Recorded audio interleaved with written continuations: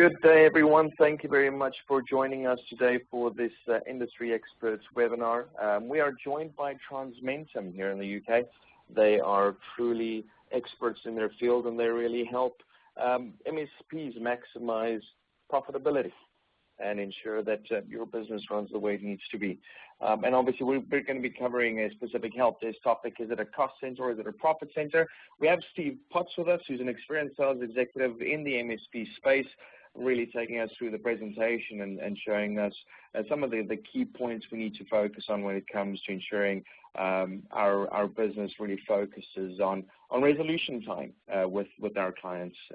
So I want to hand it over to Steve Potts from the guys from Transmentum. Thank you very much for joining us, guys. It's all about maximizing your MSP business for profitability, and they're going to take us through their presentation. Once they've completed and concluded their presentation, we'll have a quick slide on Kaseya. Please feel free to ask any questions on the right-hand side of the screen, and we'll try and answer them as quickly as possible and as efficiently as possible. So without further ado, Steve, you can start your presentation. Thank you very much. Thank you very much, Jack. I'm going to hand to Paul Fireman to open the proceedings. Good afternoon, everybody. Thank you very much indeed for dialing in. Before we get underway, I'd really just like to explain a bit about our background. We're specialists and we work with managed service businesses, helping them to accelerate their growth. Steve, who you're going to hear from over the next 20 minutes or so, has got many years' experience helping companies to develop and deploy help desks, and he's twice been responsible for developing in-house ticketing software. Steve spent a year in 2006 as an interim manager running a substantial help desk for an international internet service provider, and he oversaw the merger of 3 help desks from 3 geographic locations into one. So Steve has an extensive background in making help desks productive. Today he's going to give you a top-level overview of the mission-critical strategy that you'll need to deploy to effectively and profitably get a best-in-class help desk running in your business. Over to you, Steve. Thank you, Paul. Hello, everybody. Today's presentation is going to be very much a list of questions which I'd like to challenge you to take these questions back to your organisation. Whether you have one person sitting in a help desk or you have 20, the principles we're going to be discussing are all the same. And what I've tried to highlight are the really key important management issues we need to consider when we're putting a help desk operation together, particularly if we're looking at growing our market share. So the first 3 questions are quite clear. Do your customers enjoy a high level of satisfaction? Does your help desk contribute to sales? And are you getting the most from your remote monitoring and maintenance tools? They're the 3 key questions that I'm going to try and help you address during this presentation today. I want to actually share with you some of my own experience. I was hired to help a large international service provider merge 3 call centers from 3 geographic locations into one. And the guy who'd been running it had resigned the day before I was appointed, which I thought was quite interesting. And when I got there, my first day, I sat down and I was absolutely appalled at the place where these guys, who were frontline troops, maintaining and guarding the reputation of our company, were being asked to work. One of the first questions is your help desk environment fit for purpose? Are your team comfortable? And if it's only one person, are they in the right environment to handle the stressful job? And it can be a stressful job of having customer after customer ringing you up. And the only reason they're ringing you is because they're in trouble and they need your help. And that can make people a little unreasonable. So don't underestimate that running a help desk or a helpline can be quite stressful.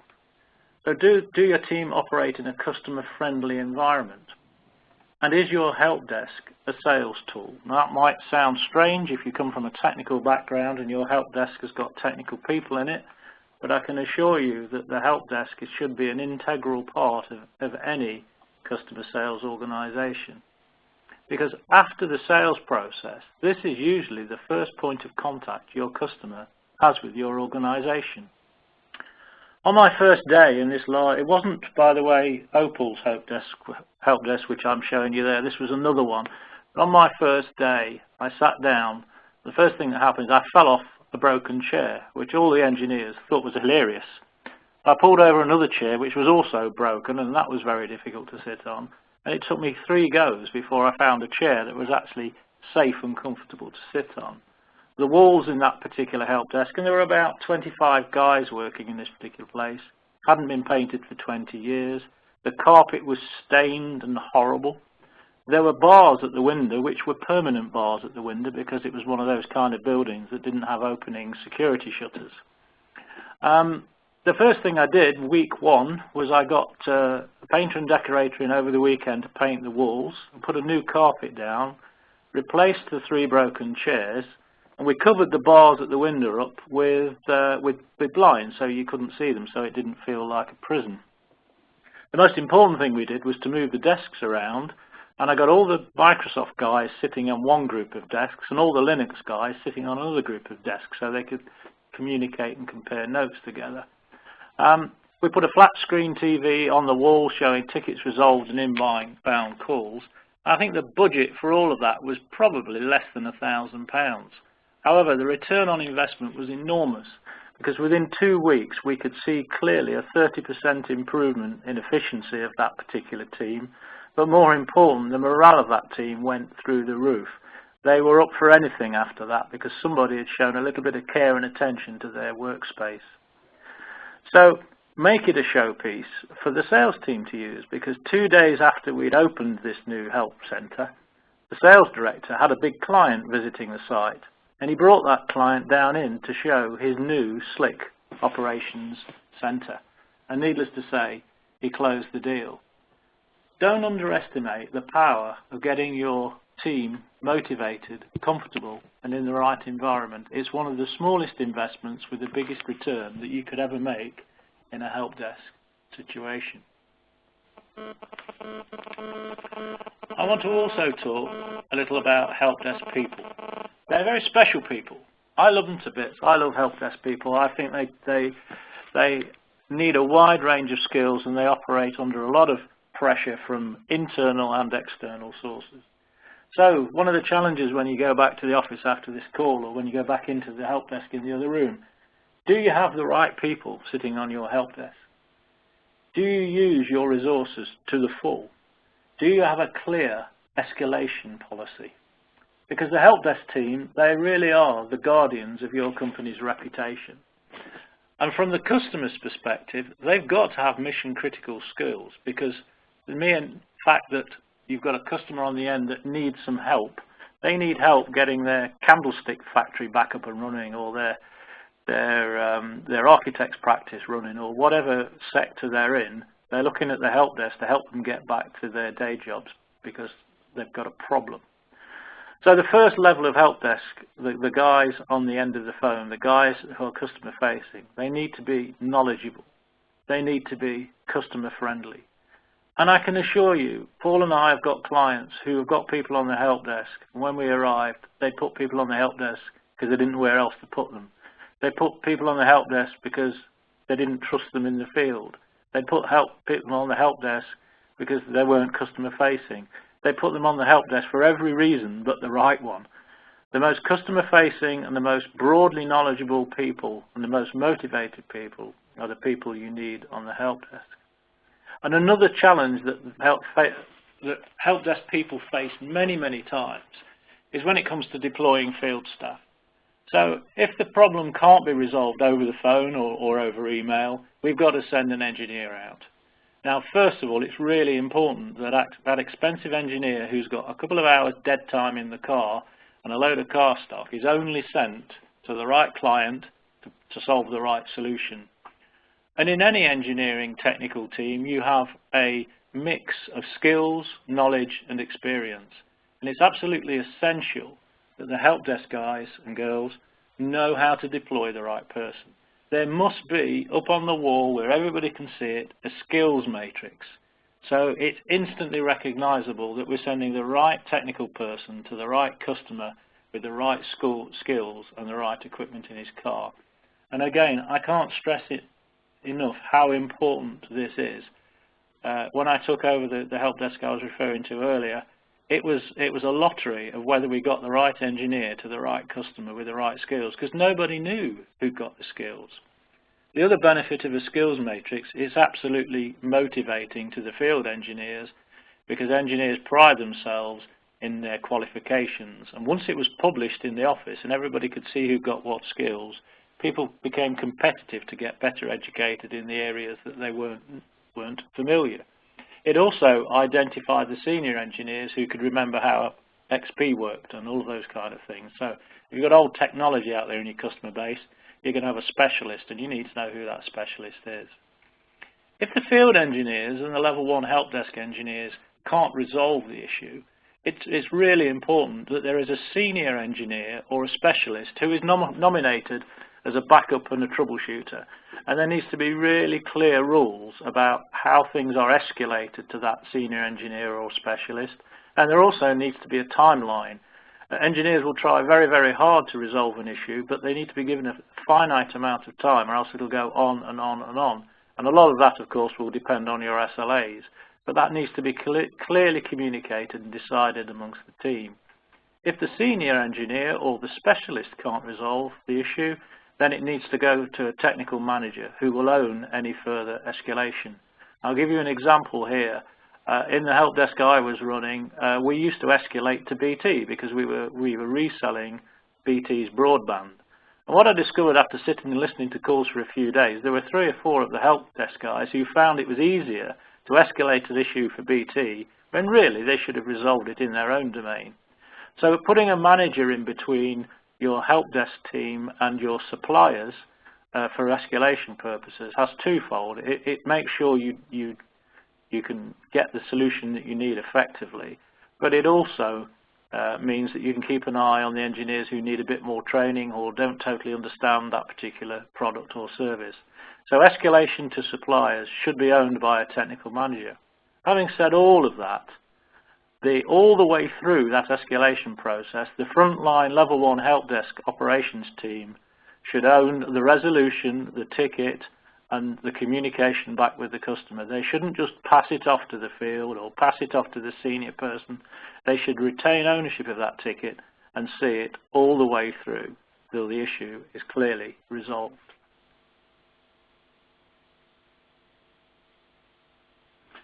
When it comes to managing help desk teams, there's 2 ways of doing it. On the left, we've got guesswork.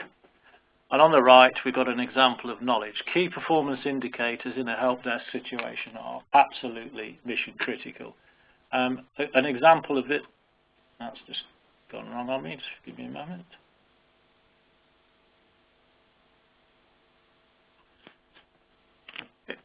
This is a different help desk to the one I was referring to. This is a smaller help desk with about 5 or 6 people in it. But we can see that on Monday they got 147 tickets. They got 12 staff on duty, which meant that they were capable typically, because we knew the average ticket time, of handling 168 tickets. The routers returned and the Redshield migrations were just things that were specific to that business.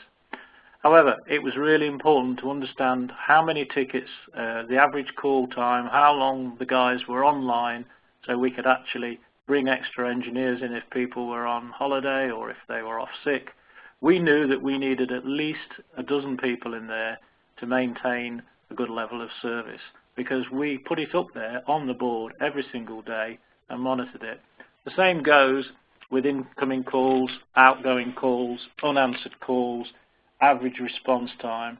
There's a whole load of KPIs, and they'll all be slightly different for each of your organizations. But what I would challenge you is to make sure that you've got the right kind of key performance indicators and that you're monitoring them. And you wear your heart on the sleeve. Put those numbers up on a flat screen TV at the end of the help desk. It actually motivates your team, and it also helps sell the help desk services to the rest of the business, because when any visitors or other members of staff walk in, they can see exactly how well and how good this team is, because it's got to be the best team there is at providing support to customers. Measuring outstanding tickets is a fantastic management tool. I found that outstanding tickets were a goldmine of management information for me. We'd escalated to suppliers who hadn't supported us, or we hadn't escalated to suppliers and we should have done. We'd escalated to a field engineer who'd not come back and reported. There's a plethora of things that outstanding tickets can tell you. the single most important key performance indicator in your customer's mind is going to be resolution time. The SLAs are written and talk about response time, but what your customer really needs, he wants his equipment back and working again. So resolution time should be there in bold letters, and it should be something you monitor very, very closely. Response time is important because of the SLA situation. The number of outbound calls is very important. Outbound calls, every minute a help desk person's on an outbound call, they aren't there ready to support the inbound calls from customers. So unless, are those outbound calls to customers? Are they to field engineers? Are they to suppliers? I think you'll find the ratio of inbound calls to outbound calls per operative to be a very interesting statistic to look at. You can very, very easily identify members of your team that need motivating if the number of outbound calls is higher than you would expect from the average of the rest of the team. Number of calls unanswered is obviously very critical because that shows you if you've got the right level of manning levels in there. And the number of outstanding tickets, you don't want too many of those, of course. Any tickets longer than 24 hours should be reviewed. 48 hours should be escalated to a senior manager, in my opinion. This all, of course, depends on your SLAs and compliance to them, and it will be different, as I say, for each of your organisations. But the principle is, make sure you can measure performance. In this team, it's absolutely critical on a day-to-day basis to help you manage your resources effectively.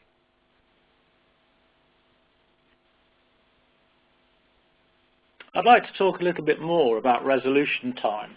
As I say, it's all your customer is interested in.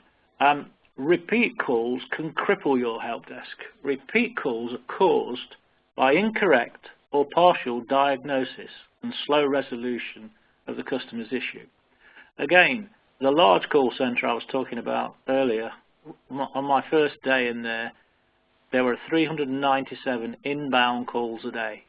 The rule was that all calls had to be responded to within 15 seconds or 4 rings. The managing director gave me the brief that when I went in there, they needed urgently to hire 3 more staff because they couldn't cope with the number of incoming calls. Well, I spent a day sitting listening to what was happening, and because the pressure the previous manager had put the guys under to answer calls within 15 seconds, if they were on a call to a client and they heard the phone ringing, they'd tell the client they'd ring them back. I lifted the response time mandate, and within 2 or 3 days of that happening, we identified 35% of all those inbound calls were actually from unresolved customers. By the end of that week, we'd reduced that 397 calls inbound significantly because we then focused on resolution rather than response. Now, it is important to respond within a quick time, but it's also important to get manning levels correctly. By removing this obsession with response time, we reduced the inbound calls and the workload, and instead of employing 3 more staff, by the end of that month I'd actually got 2 people who were able to spend some time on product development. So not only did we mitigate the need for extra staff, but we actually freed up some resource internally.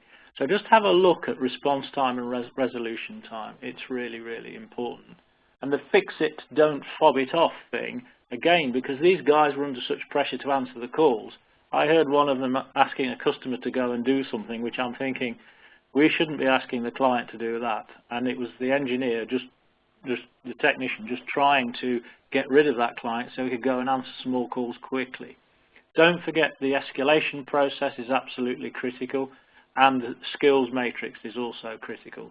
But resolution time for me is king in any help desk situation.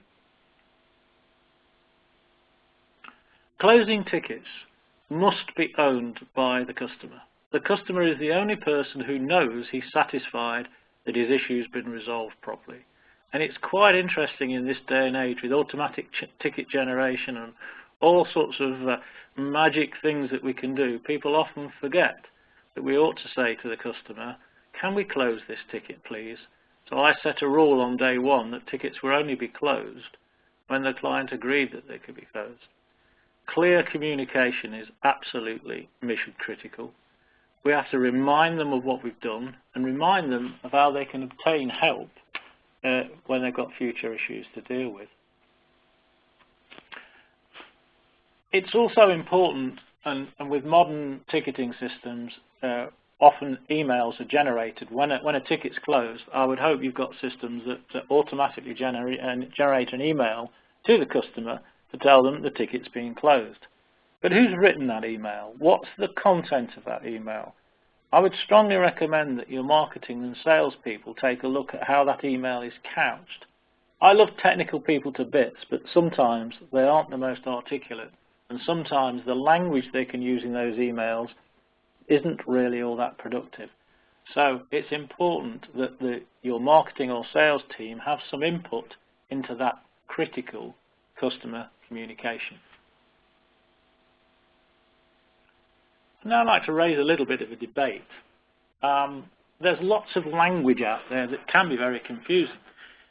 The title of this webinar is Help Desk. Well, yeah, we provide help, but some people call them contact centres. Some people call them call centres, which is a bit ancient and archaic in this day and age. Some people call it technical support, some people call it telephone support.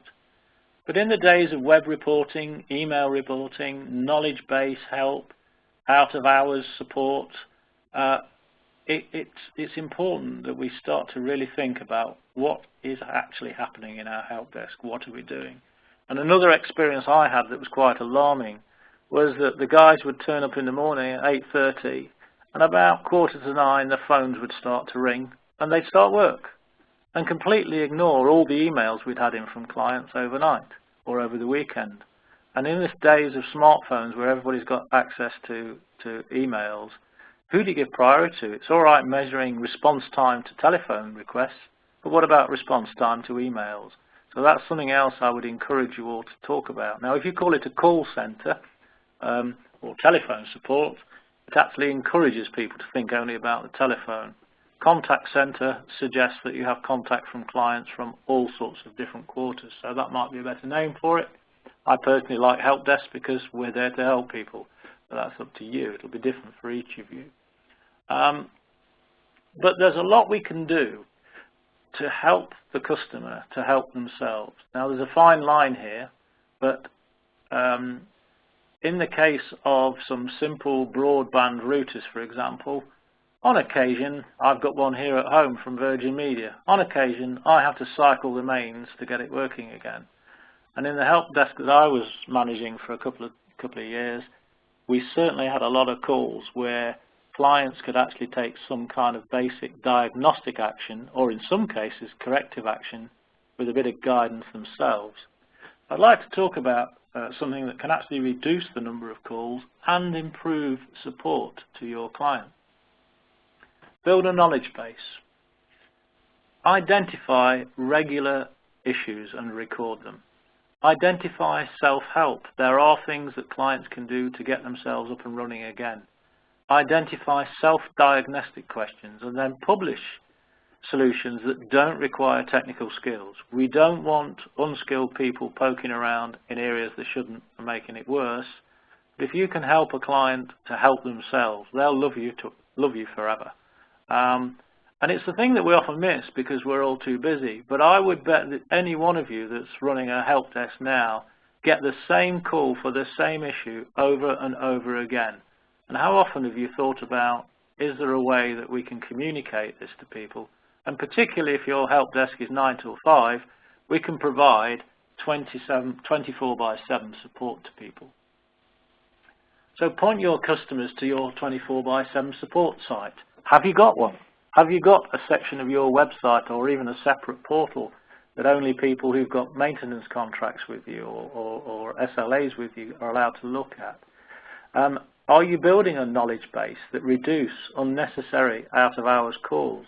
If you're operating in a situation where you've got engineers on call 24/7 and you charge more money for them working out of hours, you want to make sure they only get a call when it's really necessary. So that can be achieved by building a very good knowledge base. And The knowledge base, again, has to be a cooperation between the technical staff who understand the issues and are qualified to say that's something we can let the customer do, that's something the customer shouldn't do, and the way it's presented. The marketing and sales team should also have an input into how that knowledge base is presented to your customers.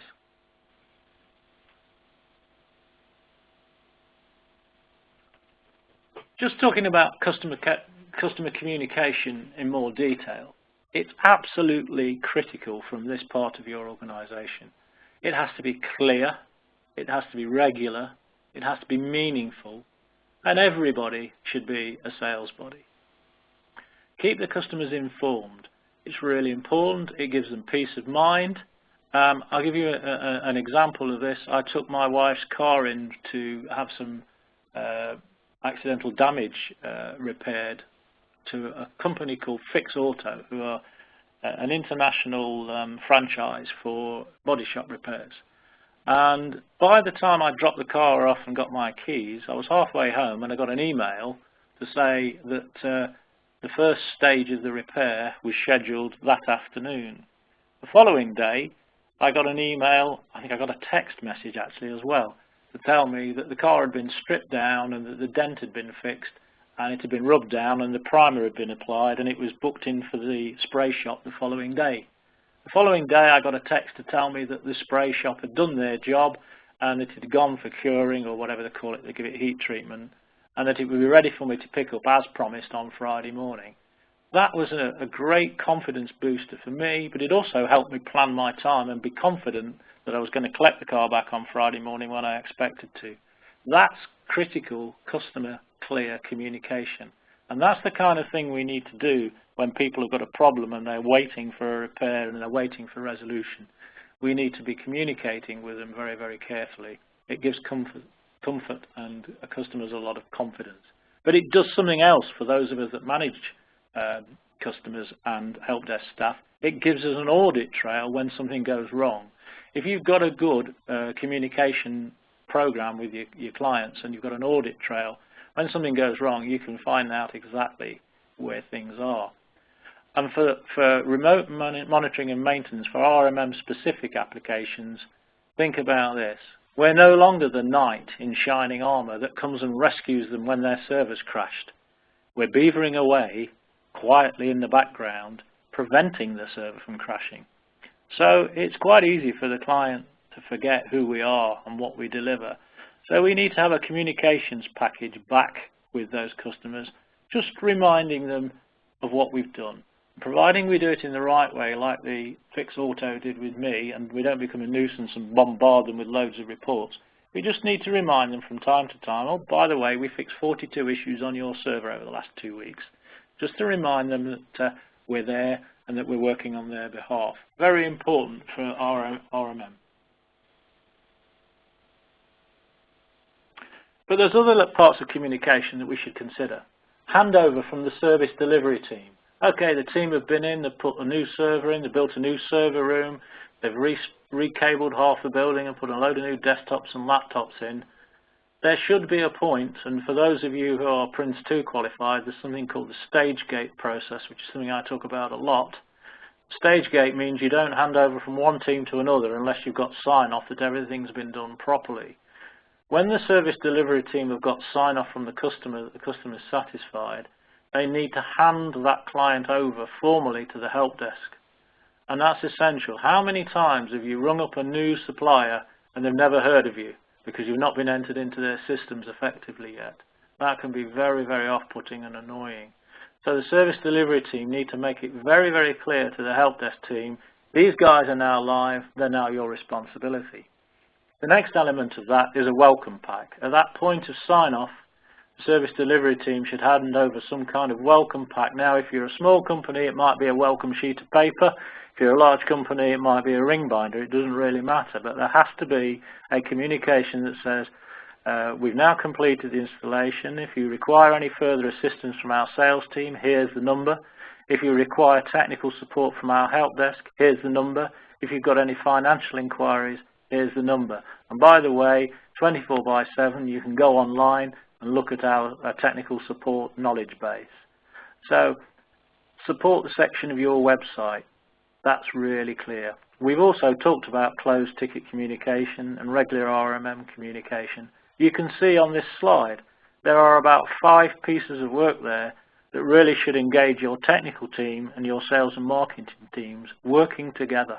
It's really important that we bring all of those 5 bullet points together under the control and the guidance of both technical and sales and marketing teams.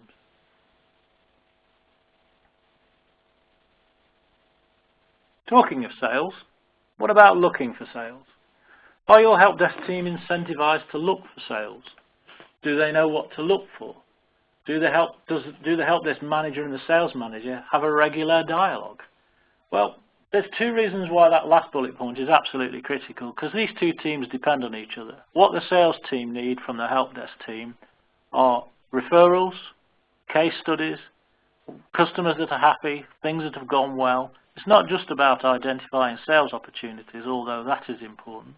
But it works the other way around. The help desk team need the sales team to set the right expectations with the customer. So these 2 teams really should be working together and leaning on each other.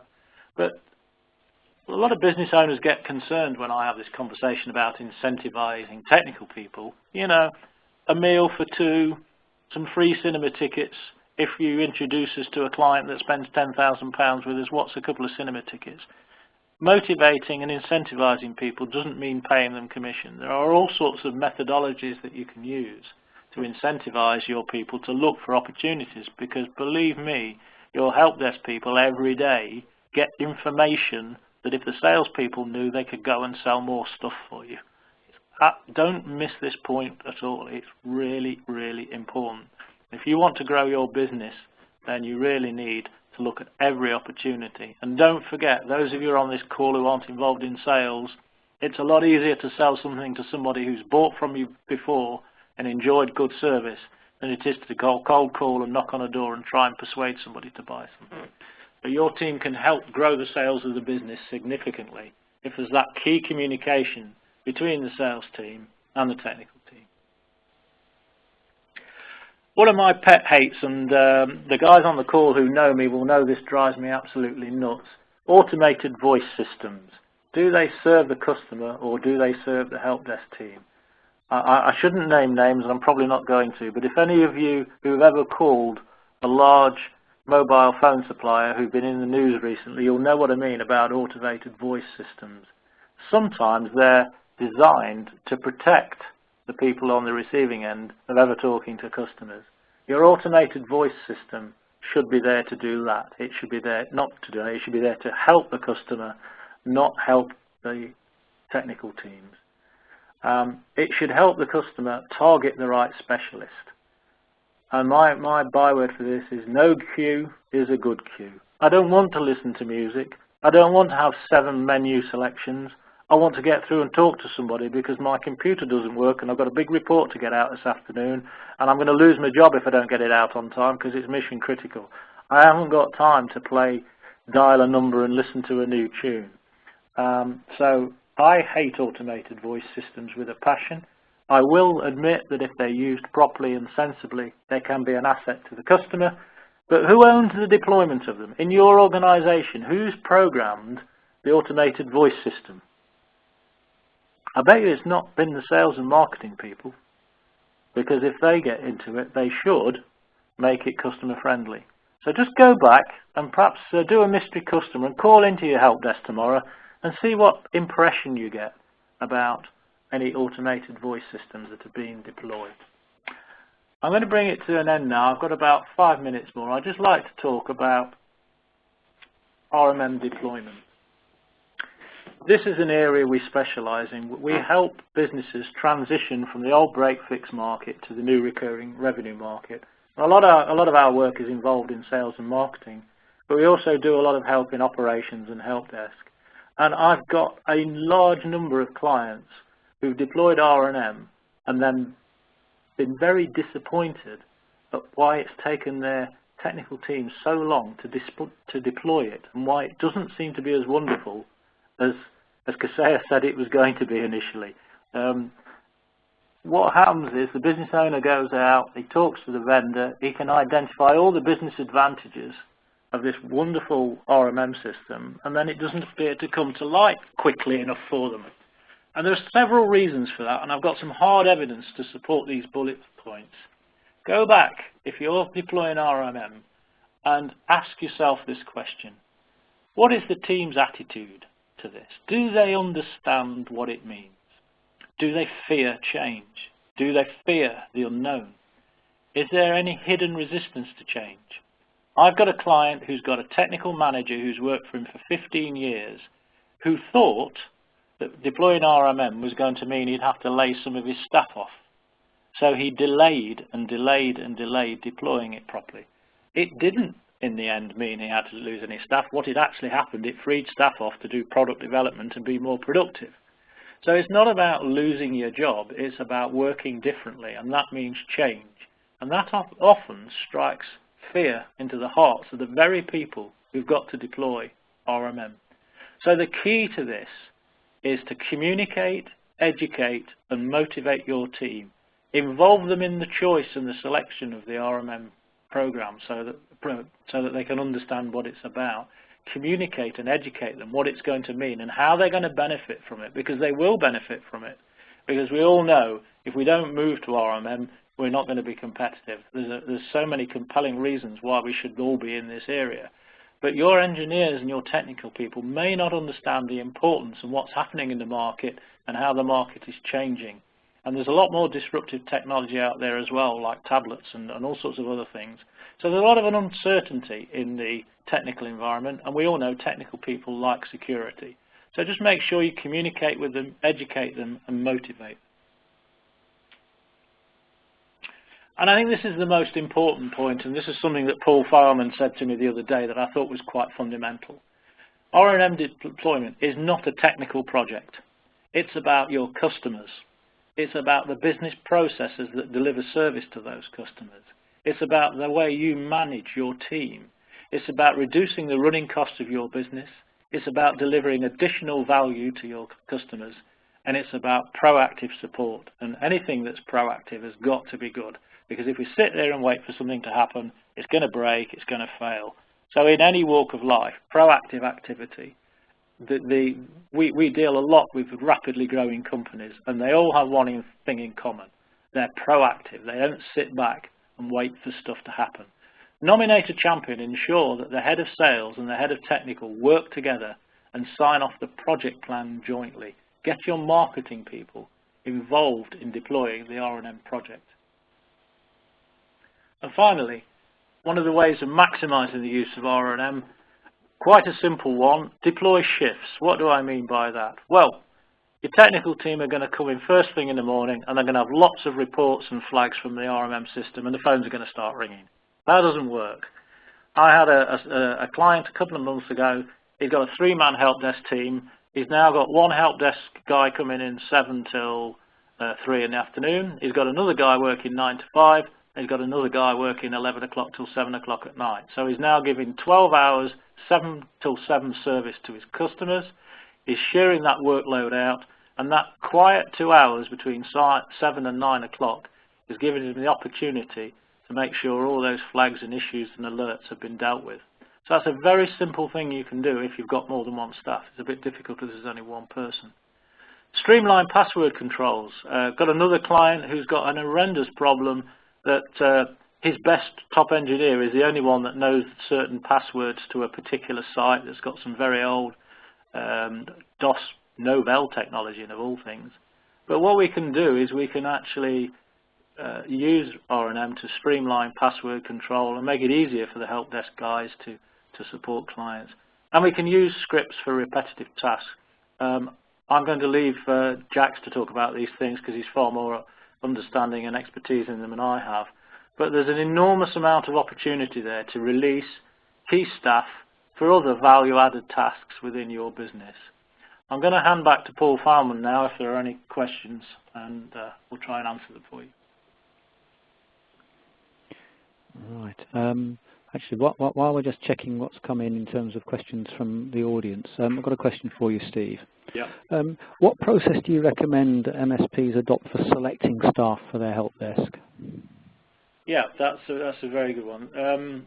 I think that personality and ability to communicate is almost as important as their technical skill. They do need to be technically minded people.